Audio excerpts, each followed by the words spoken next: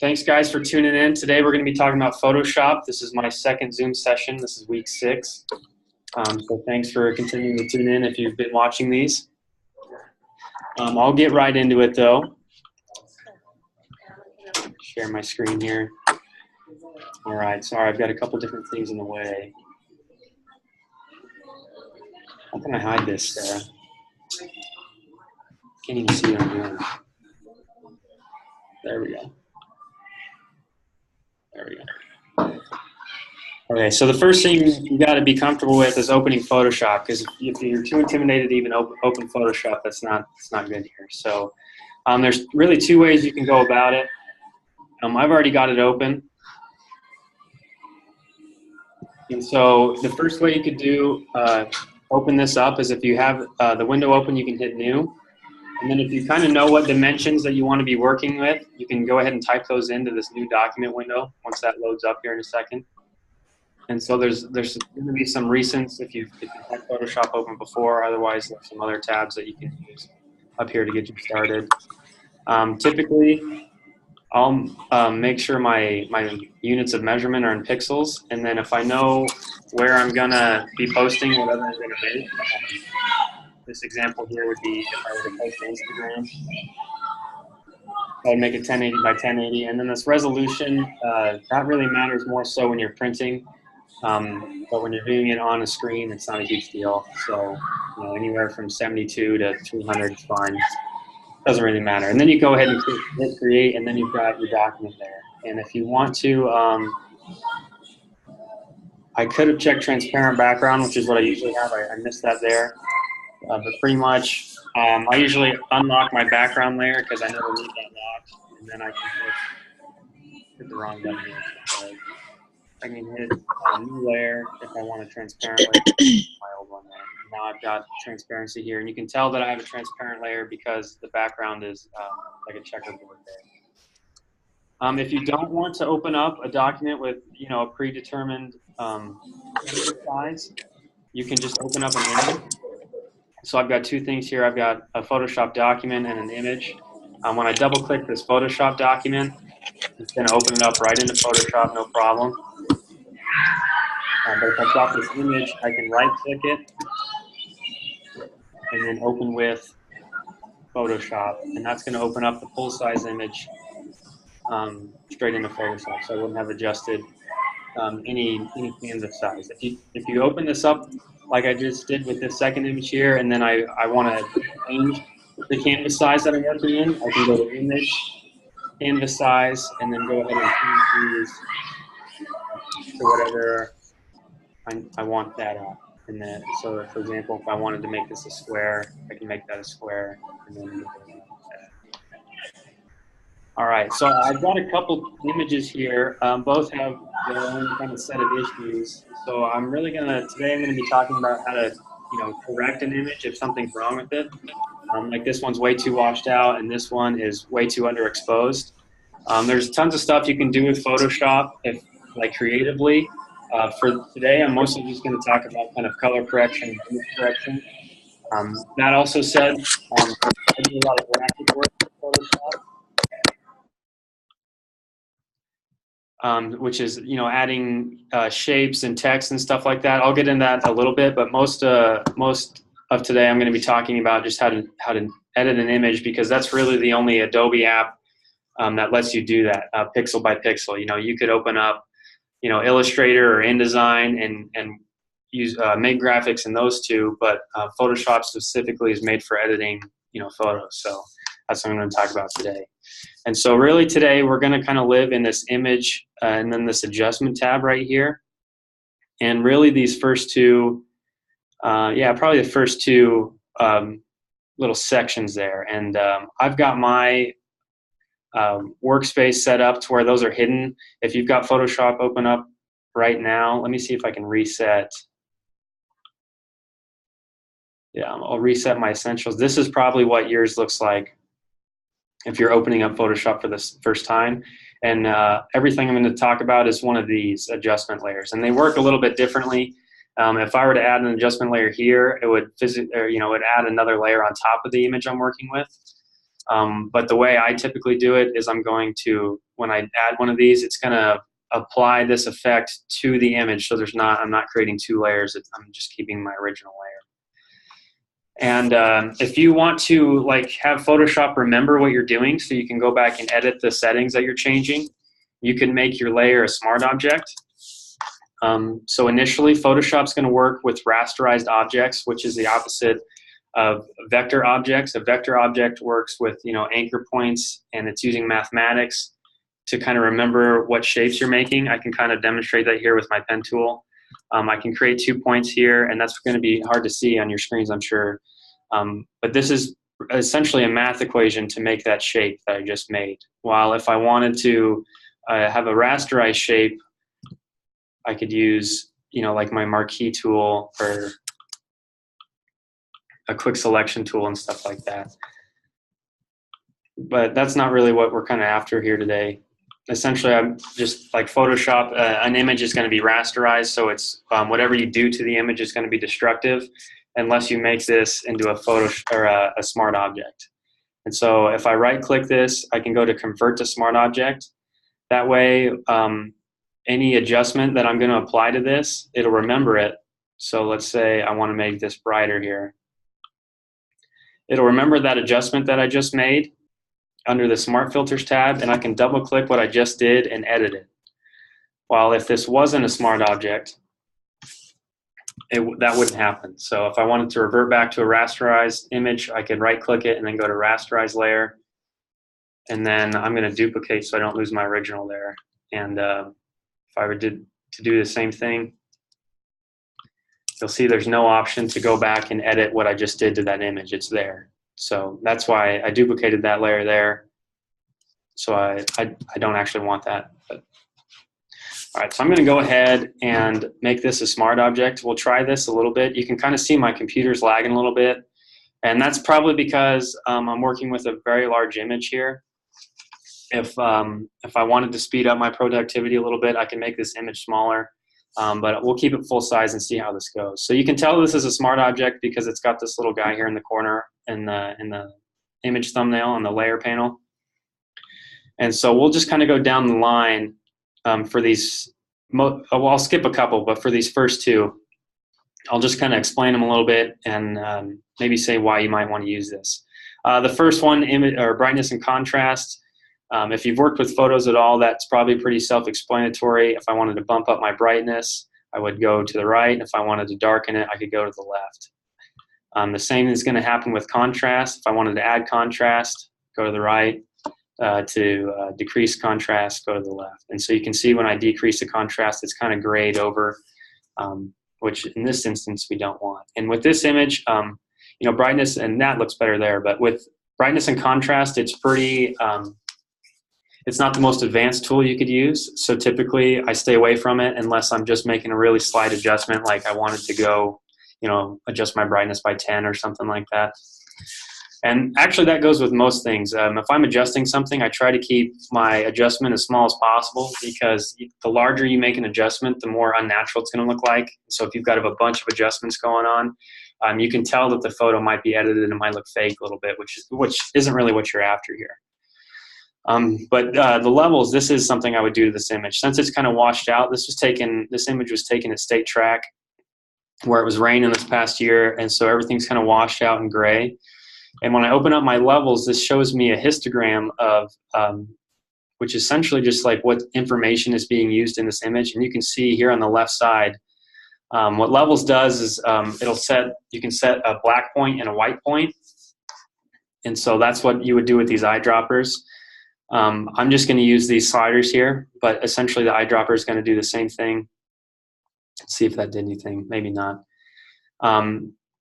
But this left one over here is your black point, and I can see that I'm not using any information left of this white histogram. So if I were to drag this up, you know, right off the bat, that makes my image look a lot better. And I'll do the same thing a little bit with my left side. You can see there is some information over here, but there's not a ton. So if I wanted to bump that down, right away that makes my image look quite a bit better than the original. So there's the original. And there's the image after I adjusted my levels. So what the levels is doing is it's just setting a white and a black point. And with my image is washed out as what it was, I'm just increasing that black point to where, you know, her spandex and this guy's tracksuit over here is black like it should be. And while, like, you know, anything white in the image looks white as opposed to gray. So the next one here is the curves. This is doing something a lot like what the levels is doing. It's going to add contrast to your image. And there's a couple different ways you can do this. Typically, you just kind of add an S-curve to it, and you can get really you know, specific in where you're adding contrast to, because that's all the curves is doing. It's adding contrast. Typically, I'm just going to show you two different ways to do that. A lot of photographers will make an S-curve with this curve. So you could see before I edited it, it was just a diagonal line, and then adding, making it look like an S like I did here is going to add contrast to it.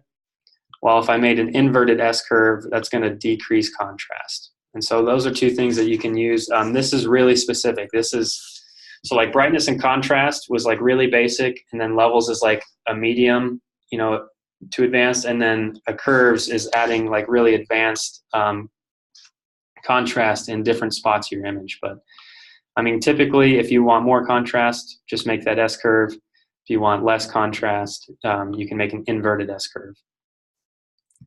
I'm not going to apply that though. I typically don't worry about that too much. I'll maybe do a little S-curve there at the end, but we'll move on to the next one here. Want to make sure that my level is selected when I'm trying to do these adjustments. And then exposure. I'm actually going to jump over to my next photo here, because this guy, he needs some major exposure work. It's way underexposed. So when I go into exposure, I'm going to get three different sliders here, and they each do basically the same thing but affect things a little differently. So when I bump up my exposure, this is one I'd probably start with. Essentially, this is like an exponential type deal. So if I typed in 1, it would double the exposure. And if I typed in 2, it would quadruple. And then 3 would be 8 times as bright as the original. So you can see this guy needs to be exposed quite a bit. And typically I would say if you've got an image that needs to be bumped up more than +1, I might try and find a different image that works a little bit better. But you know, say my heart was set on this image. Just what I'm trying to say, I guess, is just use these sparingly. Don't go overboard. Your image will start to look a little fake, and that's like I said, you don't want that. And so +4, that's probably what I do to this guy to get this.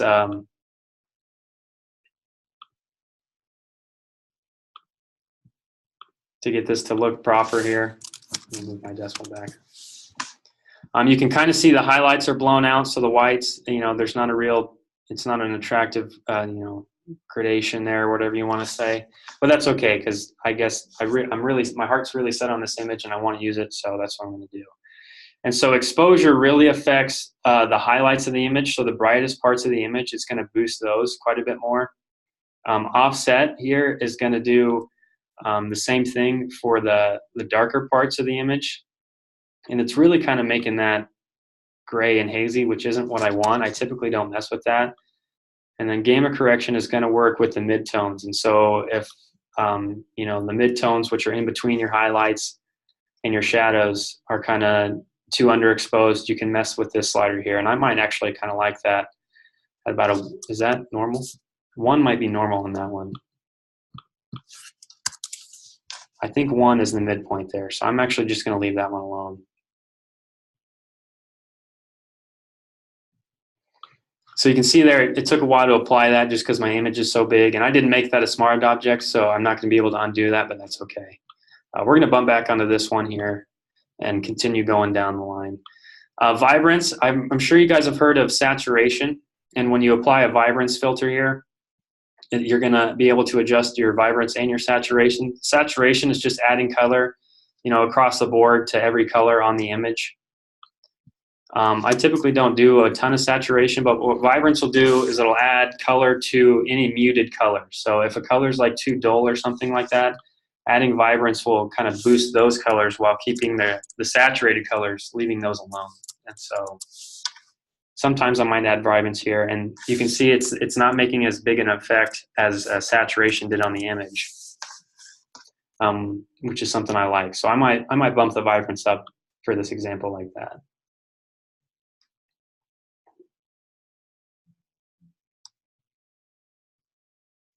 Alrighty. So the next one is hue and saturation. And if I wanted to bump up saturation, this is probably the adjustment filter that I would use, because it gives you a little bit of control, a little more control than the vibrance filter does. So like I said, saturation is just going to bump up all the colors, and you can see that's pretty dramatic, and that doesn't look good. So I'm just going to leave that alone. But what this one does that the vibrance filter doesn't do is you can control individual colors. So say I just wanted to affect my reds, I can just desaturate the reds while leaving the colors, so you can see the blue stays put and the yellow stays put. So that's why that one's a little more powerful. But you can also affect the lightness of the image. So if I wanted to boost, and this is probably gonna, I think this washes it out quite a bit too. Oh, I'm still on reds. So let me go back to master. I can brighten and darken an image, but it's washing it out, so I'm losing detail there. So I typically don't mess with that either when I'm correcting an image. I will if I'm trying to get an artistic effect, but generally speaking, I won't. Here in Berg Stadium, they've got a red track, and so that red track is actually kind of acting as a light source. The sun reflecting off the track is kind of acting like a giant red light on these athletes. And so her skin tone is a little red. And so I might go into my reds here and adjust the hue so it makes her skin look a little more natural. So I might do something like that. And then what's nice about Smart Objects is I can just turn that one off and see what I did, see if I like what I did. But this is such a big file size, it might take a second. So.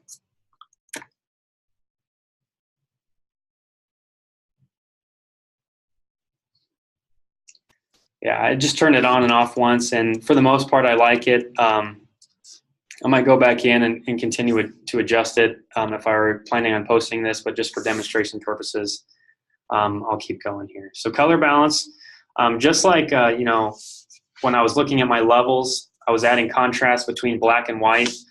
Color balance, you can add contrast between contrasting colors. So every color has an opposite here. And I can adjust the levels of those colors by opening up my color balance window. And you can also choose to affect shadows, midtones, or highlights. But say if this image was still too red, after I adjust the saturation, I could just bump this down. And don't get too drastic, because that obviously looks like you've affected the image, while really what we're going for today is just making it look kind of color corrected as opposed to graded or anything like that. And so I might do that. I might even just leave this one alone. We'll adjust that one there. That kind of looks okay. Maybe just 5. But you can use that to kind of pick out certain colors, as opposed to saturation was just affecting it. Saturation wise, that one will affect the actual the balance of the color. That's why I guess that's why it's called color balance. Black and white, you could just desaturate an image and it'll look like this, but then the black and white filter, you can really kind of adjust, how dark or bright certain colors are. I don't use this a ton, but you can kind of create some cool effects if you use that black and white filter. We'll just move on though. I don't use that one so much.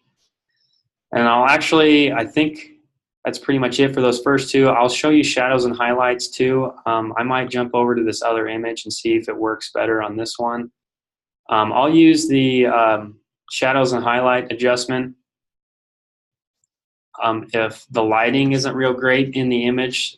So like if you're taking an image in a classroom where the lighting's coming straight from the top, and your subject or the people in your image aren't set apart really well, using the shadows and highlights adjustment layer might help you out a little bit. Let's see if it works. Yeah, so really what this does is you can just brighten the shadows or darken the highlights. And so typically if a subject, or if you're having top-down light like you do in a classroom, the subject's face is going to be dark, so you want to brighten that up a little bit. And so I would come into my shadows and use this slider here. And like I said, don't use it a ton, because it'll start to make your image look super fake if I wanted to bump that way up. That looks totally fake and, you know, not appealing at all. So keeping that pretty low, that actually looks okay. So I might leave it like that. And you can do the same thing for the highlights. If your highlights are too bright, you could adjust that other slider there. So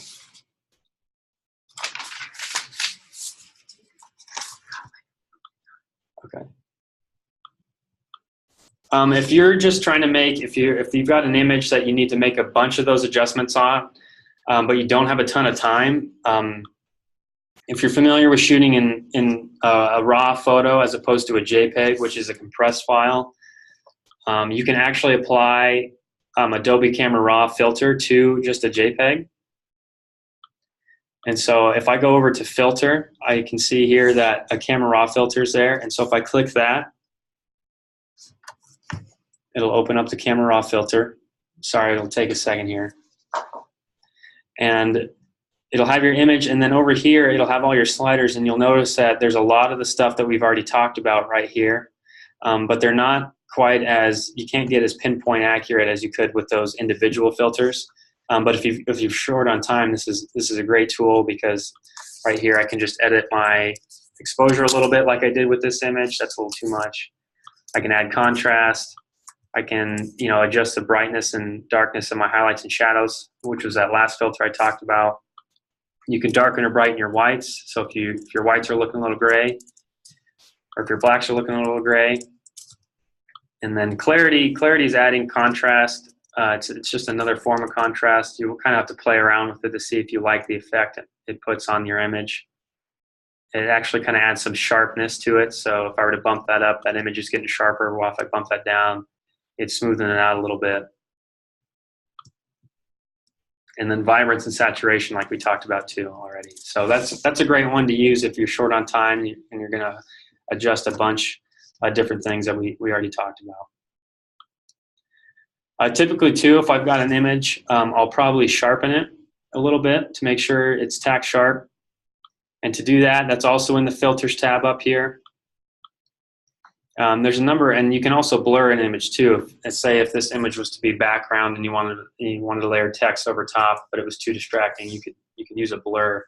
But I'll talk about sharpen here. There's a number of different ones that you can use.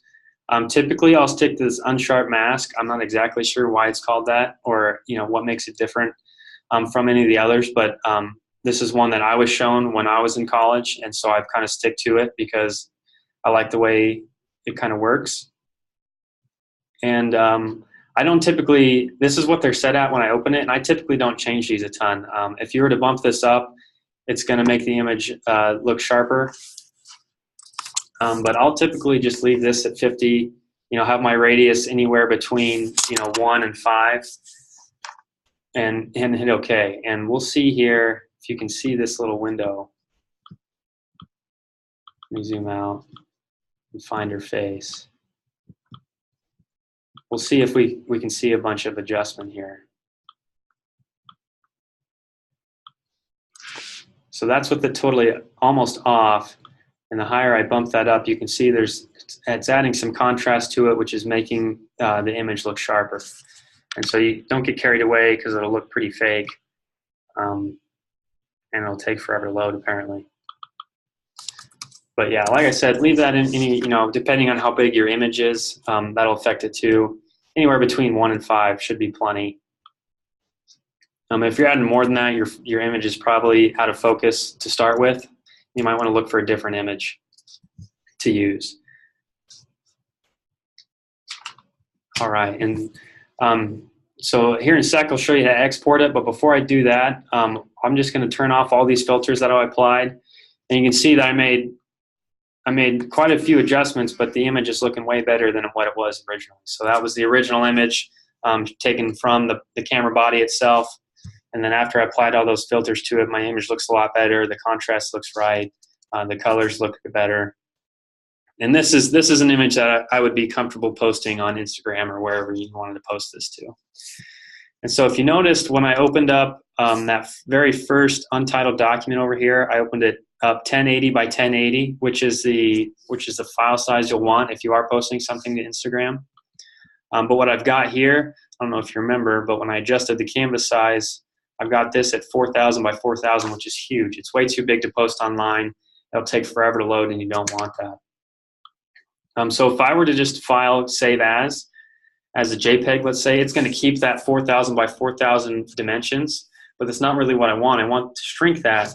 But also, if, say, this girl here contacted me and said, hey, I love that photo you took, can I have that? I'm going to want to give her the original file size in case she wanted to print it out. And so I'll keep my Photoshop document the original file size, but I'll export the image as opposed to saving the image.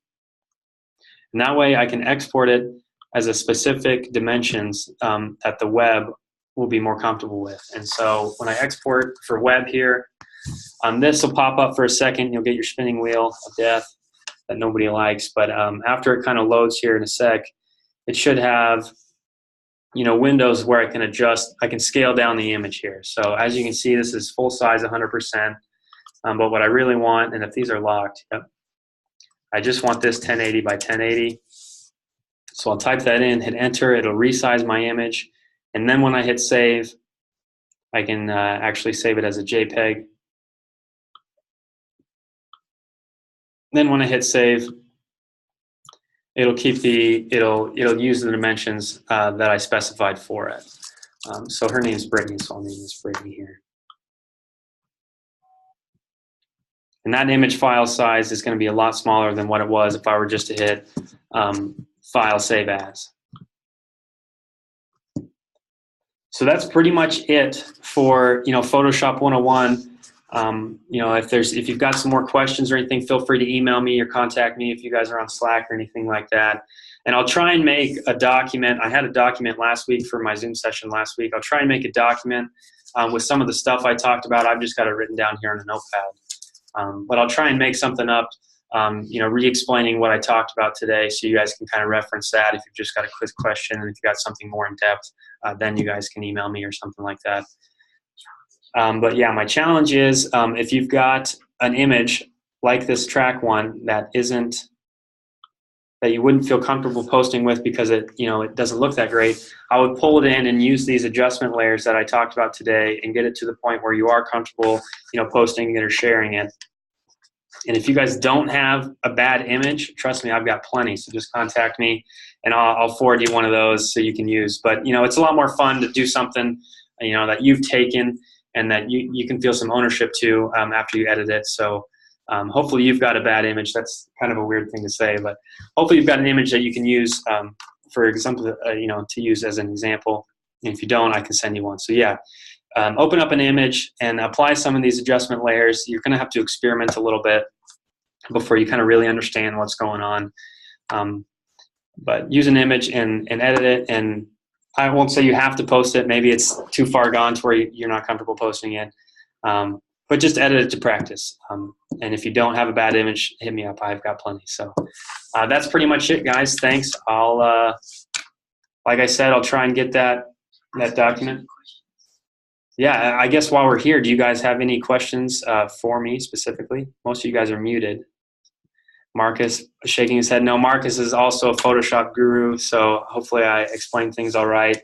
I'll let you guys talk behind my back after I leave the meeting here if I screwed up a little bit. But thanks for tuning in, guys. Like I said, feel free to contact me with contact me or Sarah there if you've got any questions. And don't forget to pull in an image and edit that yourself, see what you guys can do. So thanks for tuning in, guys. Appreciate it.